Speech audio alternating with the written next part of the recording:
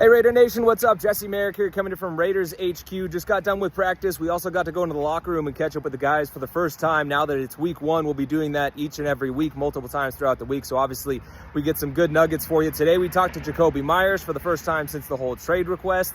And he said, look, I asked. And they said no. It's very clear this team does not want to get rid of Jakobi. He did say that he's going to keep pushing for it even though the season is going to start because, look, he's trying to feed his family long term, and I get that. But he's a true pro. He's going to keep playing. I think the staff knows that, so they're going to probably string this along as long as they can. And I'm just curious to see if and when that does get done in terms of the extension. Don't hold your breath. It could be a while if it's already been this long. It might continue off into the offseason. But he was asked if he is happy here, and he said he's happy to be working and to have a job, and he would be happy anywhere. So keep an eye on how that transpires. I think Jakobi will bring it back up from time to time and push for it, but he's not that guy that's going to be a major distraction.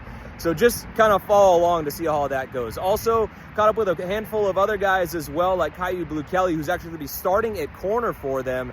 That's huge. This guy's been cut by 4 different teams in 2 years. Really had to grind and work his way up. He's also a Vegas kid, so that's massive. He'd been dealing with a hamstring injury. He said that he's good to go on that front, so nothing really to worry about there. So he'll be your starter. Obviously, he'll be rotating in, I think, with Darian Porter, who they're going to try and get a lot of reps for. Also, expect this game to be one of those smash mouth type of games. We know Mike Vrabel wants to run the ball. They got Travion Henderson, so it's going to be one of those games, one in the trenches. I talked to a couple of the Raiders offensive linemen, and they noted just how physical this New England Patriots front is with Christian Barmore and Milton Williams in particular. That 3-4 front, those guys are so strong at the point of attack, so no doubt that'll be a key battle to keep an eye on. Obviously, on the flip side for that one, Max Crosby and this defensive front, I think it's one of the most versatile groups that they have had, that Patrick Graham has had to work with since he's been with the Raiders. So keep an eye on them. I think the 2 areas of this game that are going to be the most key, as cliche as it is what happens there in the trenches. I think the Raiders are going to be really good along that defensive line.